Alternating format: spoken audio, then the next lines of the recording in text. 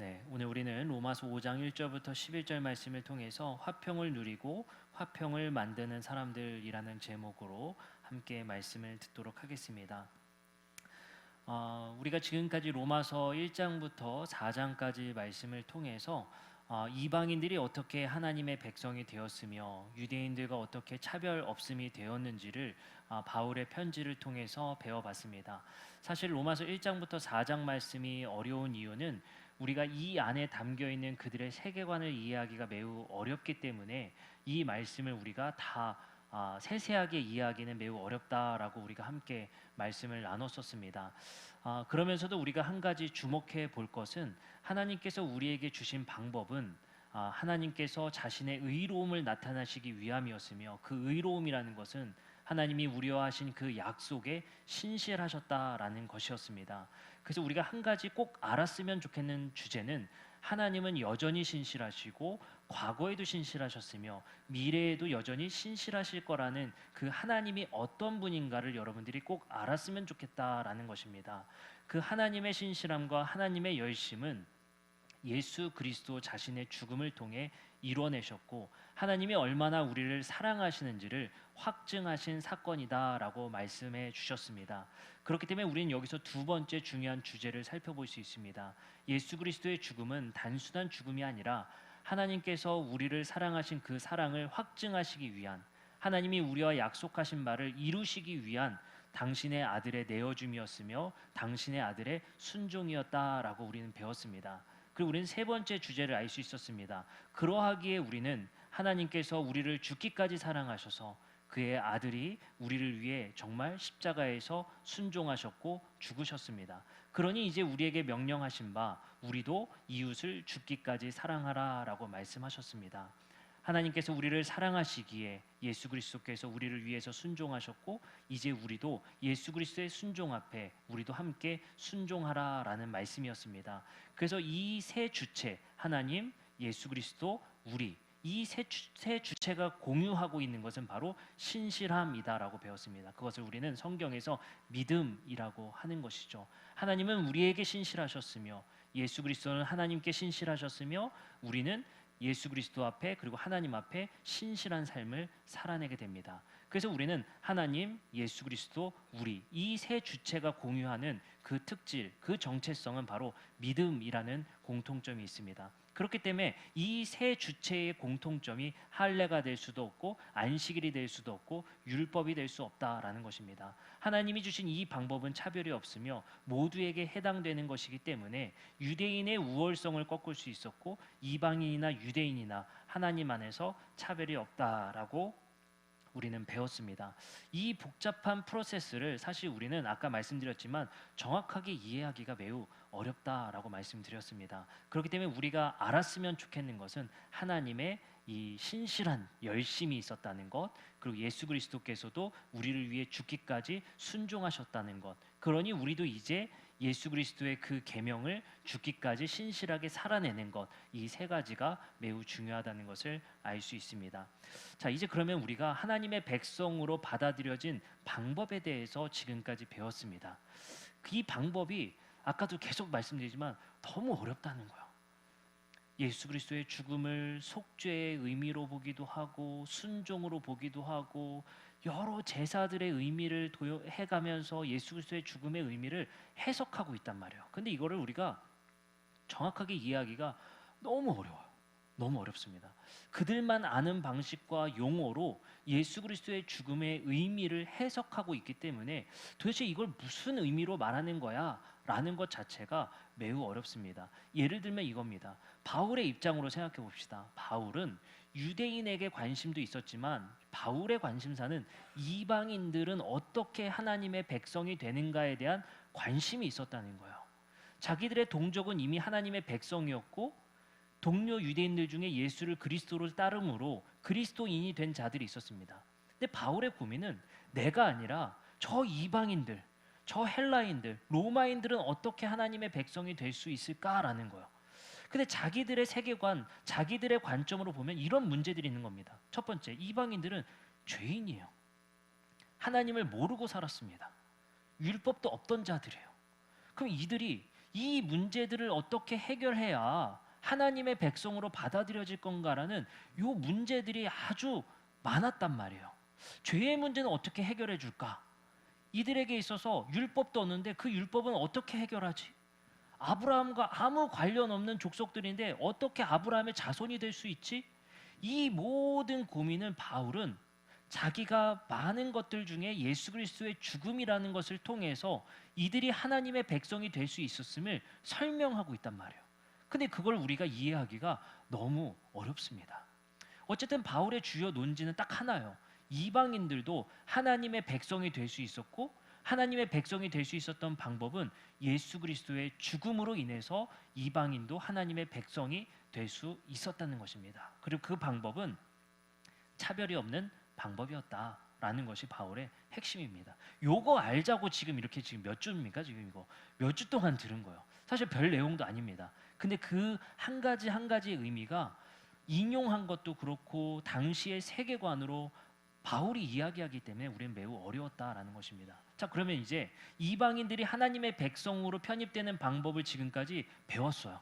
그것은 하나님의 열심이었고 예수 그리스도의 순종이라는 방법으로 드디어 하나님의 백성이 되었습니다. 그리고 나서 드디어 오늘 우리가 읽은 말씀을 이렇게 말합니다. 5장 1절입니다. 그러므로 우리가 믿음으로 의롭다 하심을 받았으니, 다 몰라도 돼요. 그래, 믿음으로 의롭다 하심을 받았구나. 이 말이 뭡니까? 믿음이라는 방법으로 하나님의 백성이 될 수 있었구나. 근데 이 믿음이 뭐라고 얘기했어요? 예수 그리스도의 순종과 그 믿음이라고 말했습니다. 그 예수 그리스도의 죽음으로 인해서 드디어 우리도 하나님의 백성이 될 수 있었습니다. 이제 그 뒤에 문제. 그래, 하나님의 백성이 됐어. 그 뒤는 뭔데? 라고 하면 설명을 하는 거예요. 이렇게 말합니다. 의롭다 하심을 받았으니 우리 주 예수 그리스도로 말미암아 하나님과 화평을 누리자. 혹시 펜이 있는 분들은 여기서 체크를 한번 해주셨으면 좋겠어요. 밑줄을 그으세요. 화평을 누리자. 화평을 누리자. 자, 이제 우리에게는 아브라함의 자손이 됐고 하나님의 백성이 된 후에는 뭐가 중요해요? 화평을 누리는 게 중요하다는 거예요. 화평을 누리는 것. 하나님의 백성으로 편입된 방법은 너무 복잡하니까 우리가 다 알 필요 없다고 했어요. 근데 중요한 건 하나님의 백성이 된 이후 뭘 누리래요? 화평을 누리자. 근데 이 화평을 누리자라고 번역된 이 화평을 누리자라는 헬라어는 사실 두 가지로 번역될 수가 있었습니다. 왜냐하면 이 성경이라는 것은요, 성경책이 발견된 게 아니에요. 여러 사본들이 발견됐단 말이에요. 예수님의 말씀과 바울의 편지를 베껴서 우리에게까지 여러 베낀 편지들이 발견됐어요. 근데 그 편지들의 베낀 편지들이 다 똑같지가 않았어요. 그 중에 선별을 했어야 되고 어떤 게 더 오리지널에 가까운지를 선별해서 우리에게 묶여진 책이 성경책이란 말이에요. 근데 사본들에게 두 가지 단어의 차이를 나타나게 됩니다. 첫 번째 사본은 이렇게 말해요. 화평을 누리자.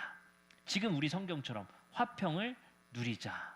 근데 또 어떤 사본에는요, 이렇게 말합니다. 평화를 누리고 있습니다. 어떤 차이죠? 첫 번째 사본 같은 경우는 이제 앞으로 당신들은 화평케 살아가십시오라는 명령인 것 같아요. 근데 두 번째 사본은요, 이제 여러분들은 화평케 되었으니 화평을 누리십시오라는 표현인 것 같습니다. 하나는 명령법에 가깝고 하나는 이미 우리에게 평화가 주어졌다는 것에 가깝습니다. 근데 놀랍게도 개역 개정은 이렇게 선택했었던 것 같아요. 예수 그리스도로 말미암아 하나님과 화평을 누리자, 앞으로 누리자라고 말을 하는 것 같습니다. 근데 세번역 성경은 이렇게 말합니다. 그러므로 우리는 믿음으로 의롭다 하심을 받았으므로 우리 주 예수 그리스도로 말미암아 하나님과 더불어 평화를 누리고 있습니다라고 얘기해요. 근데 어떤 번역이 더 좋을까요? 누리고 있는 중입니다. 누리고 있습니다. 이미 우리에게 현재적으로 받아들여진 상태여야 돼요. 왜 그러냐면 로마서 5장 10절부터 11절의 말씀은 이미 우리는 화평케 되었음을 말합니다. 이렇게 말합니다. 곧 우리가 원수 되었을 때에 그의 아들의 죽으심으로 말미암아 하나님과 화목하게 되었은즉, 화목하게 된 자로서는 이미 됐어요, 안 됐어요? 화평케 된 자들이에요. 그렇기 때문에 우리는 화평 안에 이미 있는 겁니다. 화평하게 할 필요가 있는 게 아니라 화평하게 된 자들입니다. 그렇기 때문에 화평 안에서 그 평화를 누리고 있는 사람들이라는 거예요. 그럼 여기서 바울의 논지에 아주 중요한 점을 알 수가 있습니다. 무엇이냐면요, 우리는 예수 그리스도로 말미암아 이제 하나님의 백성이 된 후에는 가장 중요한 게 뭐예요? 하나님과 평화로운 관계가 됐다는 거예요. 하나님과 화평한 관계가 됐다는 겁니다. 이걸 뭐라고요? 화해가 됐다는 거예요.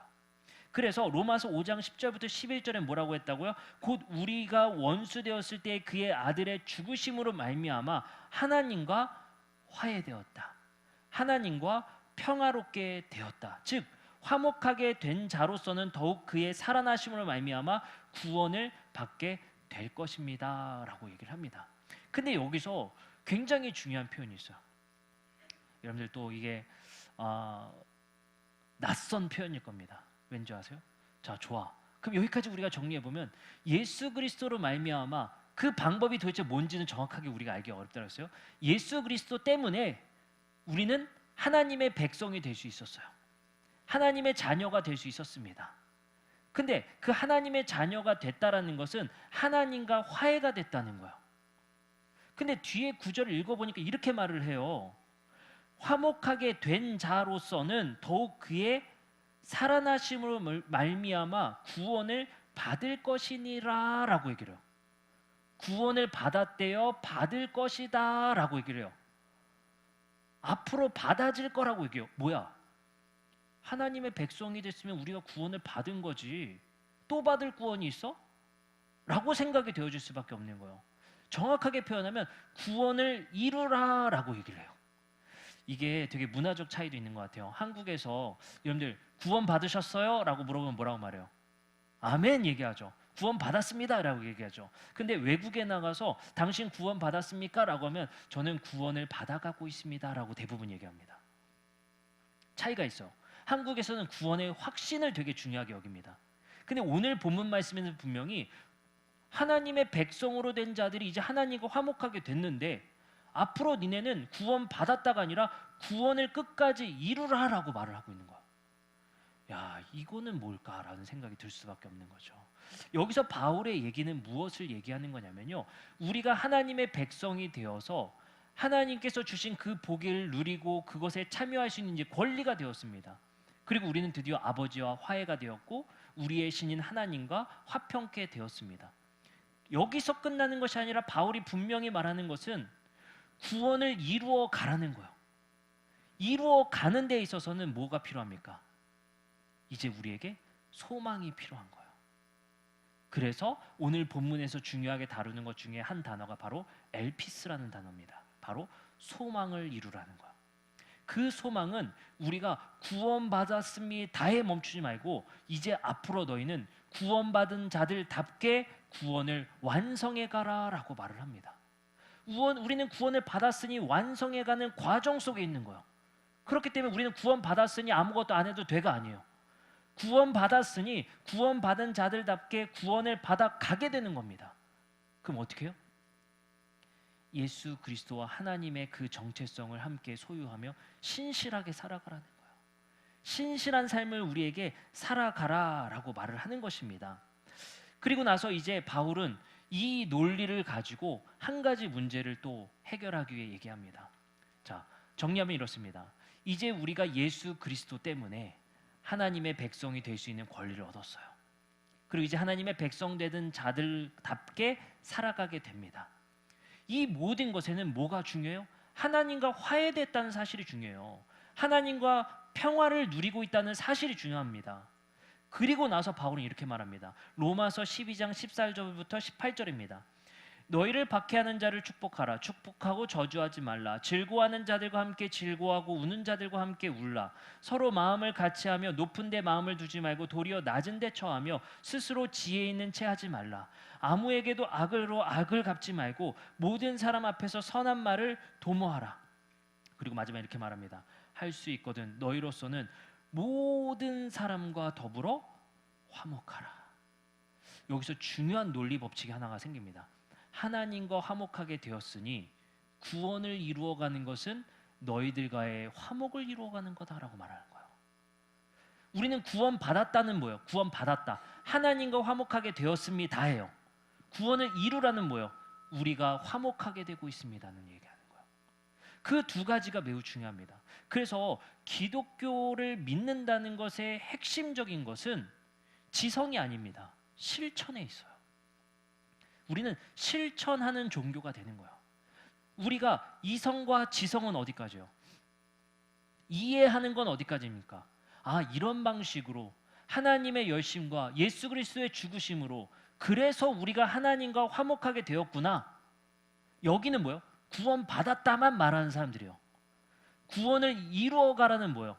너희가 화목하라라가 되는 거예요. 그래서 우리가 믿는 이 기독교는 실천의 종교가 되는 겁니다. 그래서 저희는 이렇게 말하는 거예요. 우리는 믿음의 종교인데요. 은혜의 종교고 믿는 종교인데요. 그 믿음은 실천을 이루는 종교예요. 그 믿음이라는 것은 내가 지적으로 동의하는 것에 있는 것이 아니라 그 믿음을 소유한 자들의 실천에 이르게 되는 것이 우리 기독교의 굉장히 중요한 사상이라고 할 수 있습니다. 그러면 이제 결국 구원의 핵심은 하나님과의 관계성에 있고 그 관계성은 우리는 믿음이라는 것으로 표현되어지게 됩니다. 그리고 이제 우리는 결국엔 우리끼리의 화목과 죽기까지 이웃을 사랑함을 통해서 실천에 이르게 되는 것이 바울이 말하고자 하는 핵심일 수 있습니다. 그래서 이 편지가 어려울 수밖에 없는 것은 우리가 이해할 수 없는 그 논리를 막 전개하다 결국엔 결론에 뭐라고 하는지 아세요? 차별하지 말고 화목하게 살아. 그럼 바울이 결국엔 결론을 뭐 말하자고 이 복잡한 얘기하는 거예요? 차별하지 말고 화목하게 살아요. 그게 기독교인다운 거고 그게 하나님 백성다운 거야 라고 말하는 것입니다. 근데 앞을 다 생략할 수는 없잖아요. 그걸 우리가 이렇게 배워보고 논리를 배워보고 원리를 배우고 아, 이 원리 속에 우리는 그래서 차별하지 말아야 되는구나. 이 원리 속에 그래서 우리는 화목해야 되는구나 하는 거예요. 첫 번째, 하나님이 주신 방법은 차별 없어. 그래서 너희는 하나님과 화목하게 됐어. 차별하지 말고 화목하게 살아. 이것만 말할 걸. 그렇죠? 다시 한번 하나님이 주신 방법은 차별이 없어. 누구나에게 해당돼. 그래서 너희는 하나님과 화목하게 됐어. 그러니까 차별하지 말고 화목하게 살아. 로마서 강의 이제 그만할까요? 이게 결론이에요. 이게 결론. 이 말을 왜 이렇게 어렵게 하는 겁니까? 이겁니다. 그러니 너희 교회는 차별하지 말고 화목해져라. 그래서 우리는 이 원리를 이해하고 배워서 뭘 해야 되는 거예요? 배움에서 끝나면 아는 거예요. 안 되는 거예요. 그런 사람들이 이렇게 말하는 겁니다. 구원받았습니다만 말하는 거예요. 우린 이제 차별 없는 복음의 혜택을 입었고 하나님과 화목하게 되었으니 차별하지 말고 삽시다. 그리고 화목해집시다. 평화를 이루어가는 피스메이커로서의 삶을 살아가는 것이 바울의 의도고 하나님께서 원하신 거예요. 근데 우리는 방법만을 탐욕하는 거예요. 방법만을 좋아하는 거예요. 저 어떻게 구원받을 수 있어요? 이런 프로세스로 구원받게 되는 건요. 이 지성에 탐하는 것에만 우리가 관심 있는 사람도 너무 많은 거예요. 근데 그게 아니에요. 결국엔 바울이 원하고 하나님이 원하시는 것은 하나님이 창조한 이 세계에는 차별 없는 세상이고 화목한 세상이었어. 그것이 에덴의 세상이었고 그것이 하늘의 나라야 라고 말을 하고 있습니다. 그러니 그것이 이미 너희들에게 이루어졌으니 우리가 하늘에서 이루어질 일이 여기서 이미 이루어졌으니 이곳에서도 너희는 하늘의 세상을 살아갈 수 있다라고 말하는 거예요. 이곳에 차별이 없고 이곳이 평등해지며 이것이 화목해질 수 있다는 것이 바로 우리가 이미 하나님의 나라의 삶을 살고 있다는 증거가 되는 것입니다. 세상은 차별을 종용하고 차별을 원하고 있을 수 있어요. 세대 간의 갈등과 남녀 간의 갈등과 무엇에 간에 계속해서 나누고 구분하고 있습니다. 이런 세상 속에서 하나님은 우리에게 세상의 삶의 인간적 도덕적 원리와 인간다움이 무엇인지를 우리에게 말씀하고 계시다는 거예요. 이 도전 속에서 우리는 무엇을 배워야 하겠습니까? 바로 하나님께서 원하시는 바 차별 없는 세상, 화목한 세상 만들어가라 라는 것이 바로 하나님께서 우리에게 주신 이 은혜의 이유입니다. 하나님께서 너희들에게 은혜 받아라 라고 말씀하시는 것이 아니라 너희들에게 은혜를 베푼 이유, 너희들이 준비되지 않았던 아직 죄인 되었을 때 하나님께서 그 은혜를 베푸신 이유는 우리가 해야 할 일이 있기 때문입니다. 바로 하나님께서 원하시는 그 신실한 삶을 살게 하기 위해서 이 땅에 차별 없는 세상을 만들어가고 화목한 세상 만들어가게 하기 위해서 하나님은 이 원리 법칙을 주셨다는 겁니다. 사도행전 10장 36절에서는 그래서 이렇게 말을 합니다. 만유의 주 대신 예수 그리스도로 말미암아, 여기서 보세요. 예수 그리스도로 말미암아라고 하는 이 말미암아는 뭐겠어요? 원리겠죠. 아까 제가 계속 어렵다고 하는 이 원리, 예수 그리스도 때문에, 뭐 때문인지 잘 모르겠어요. 그 죽음의 의미를 복잡하게 서술하고 있는데 그게 어떤 원리인지 잘은 모르겠어요. 근데 예수 그리스도 때문에 화평케 하는 복음을 전하게 되었다. 이 복음의 원리는 어려울 수 있겠지만 우리가 받아들일 수 있는 한 가지 중요한 것은 이 복음은 평화를 만들어가는 거라는 거예요. 이 복음은 화평케 하는 것들이라고 합니다. 에베소서 2장 14절도 이렇게 말합니다. 그는 우리의 화평이신지라, 그는 우리의 평화 되신지라, 둘로 하나를 만드사 원수된 것 곧 중간에 막힌 담을 자기의 육체로 허무시는 죽음이다.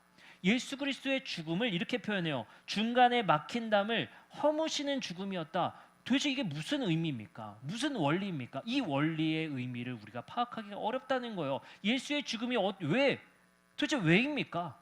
왜 막힌 담을 허무시는 죽음이 되는 겁니까? 그걸 이해하기가 어려워요. 원리긴 원리인데. 근데 여기서 중요한 건 뭐예요? 우리의 화평이 되신다. 예수 그리스도의 죽음의 원리를 이해하고자 애쓰기보다 우리가 중요한 건 그 원리 속에 우리에게 원하시는 바, 평화를 만들어가는 것, 이 땅에 화목을 도모하는 것, 그것이 하나님께서 주신 원리와 은혜의 이유라는 사실이 우리에게 더욱더 중요하게 다가오게 됩니다. 그리고 이제 바울은 이렇게 말합니다. 그러면 그 차별 없음과 그 화목을 어떻게 이루어갈 거냐는 거야. 어떻게 이루어가게 되냐는 거야. 이렇게 말합니다. 로마서 5장 3절부터 4절입니다. 다만 이뿐 아니라 우리가 환난 중에도 즐거워하나니 이는 환난은 인내를, 인내는 연단을, 연단은 소망을 이루는 줄 알미로다. 목적지는 뭐예요? 소망을 이루는 거예요. 소망을 이루는 것. 이게 뭡니까? 소망을 이루는 것. 아까 그거요. 구원을 이루어가는 것. 구원을 완성해가는 것. 이게 소망이에요. 그러면 아까도 배웠죠. 구원받았습니다 해서 그치는 것이 아니라 구원을 받아가고 있습니다는 뭐라고 그랬어요? 화목을 만들어가는 것. 평화를 만들어가는 삶. 이것이 하나님의 사역의 동참이라는 거예요. 동역이라는 겁니다. 이것이 우리 교회는 뭐라고 불러요? 선교라고 부르는 거예요. 이것을 통해 이 땅에 평화를 만들어가고 소망을 이루어가고 우리 자신 개인의 구원을 이루어가는 것입니다. 근데 그 방법을 이렇게 말하고 있잖아요. 우리가 환난 중에도 즐거워하고 환난은 인내를, 인내는 연단을, 연단은 궁극적으로 소망을 이루어갑니다. 방법이 잘못됐어요. 놀랍게도 전도하세요, 뭐 해주세요, 뭐 하세요가 아니에요. 환난과 연단의 방점이 있습니다. 환난을 통한 연단으로, 그 안에서 이루어가는 인내의 삶으로 그 구원을 이루어가게 된다라고 얘기를 해요. 근데 저는 이 단어들, 환난, 인내, 연단, 이 세 단어의 중심이 되는 핵심 키워드는 뭐겠습니까? 십자가인 거야. 우리가 예수 따름이라는 것은 예수 그리스도의 삶과 가치의 정점에 있는 십자가적 죽으심의 희생, 용서, 사랑에 있잖아요. 놀랍게도 그 방법으로 하나님과 화해를 이루셨고 우리가 이루어가는 이 수평적 화해를 뭘로 이루어가요? 용서, 희생, 사랑인 십자가적 삶으로 이루어간다는 거예요. 그래서 우리의 삶의 가장 중심에 있는 것은 십자가 목걸이 하고 다니는 게 아니라 십자가적 삶을 살아가는 것. 그래서 예수님은 우리에게 말씀하셨죠. 너희가 나를 따르려거든 십자가를 어떻게 해라? 지라. 십자가 따름의 삶이 우리에게는 환난이 되고 그것을 통한 인내가 이루어지고 그것에 통한 연단을 통해서 우리에게 소망의 길로 이끄실 수 있다는 거예요. 이 땅에서의 우리가 바라는 소망은 무엇이겠습니까? 하늘을 바라보는 것도 소망이 될 수 있겠지만 이 땅에서 이루어지는 화목의 세상과 화평케 되는 세상과 평화로워지는 그 세상에 소망을 둔다면 우리에게 뭐가 반드시 필요해요? 필수적으로 고난이 필요하다는 거예요. 그 안에서의 인내심이 필요하다는 거예요. 그 안에서의 연단이 필요하다는 것입니다. 이것이 바로 그리스도인들에게 찾아올 중요한 방법이 되고 우리의 실천의 중심이 되게 됩니다. 그래서 우리는 때로 손해보는 삶을 살아가기도 하고 때로는 우리가 돌아가는 삶을 살아가기도 하고 시간을 지체하게 하기도 하고 우리의 삶에 많은 것들을 희생할 수밖에 없어집니다. 그것을 통해서 하나님께서 일하시겠다는 이 방법이 우리에게는 믿기지도 않고 받아들여지기도 어렵습니다. 왜냐하면 이 땅에서 승리하는 방법은 희생도 아니요, 용서도 아니요, 사랑도 아닙니다. 경쟁에 있고 돈에 있고 우리에게 있어서의 승부욕에 있습니다. 그것과 반대되는 가치가 놀랍게도 십자가적 가치라는 겁니다. 우리는 이 땅에서 십자가적 가치를 통해서 진정한 승리와 평화를 이루어가는 것이 바로 하나님께서 우리에게 부여하신 삶이자 방법이라고 우리에게 말씀하시고 있습니다. 고린도후서 5장 14절에서 15절엔 이렇게 말씀하십니다. 그리스도의 사랑이 우리를 강권하시는도다. 우리가 생각하건대 한 사람이 모든 사람을 대신하여 죽었은즉 모든 사람이 죽은 것이라. 그가 모든 사람을 대신하여 죽으심은 살아있는 자들로 하여금 다시는 그들 자신을 위하여 살지 않고 오직 그들을 대신하여 죽었다가 다시 살아나신 이를 위하여 살게 하려 함이라. 우리가 완전히 리뉴얼되고 재창조되는 거예요. 예수 따름이라는 것은 예수와 완전히 연합되어진 삶, 예수의 희생과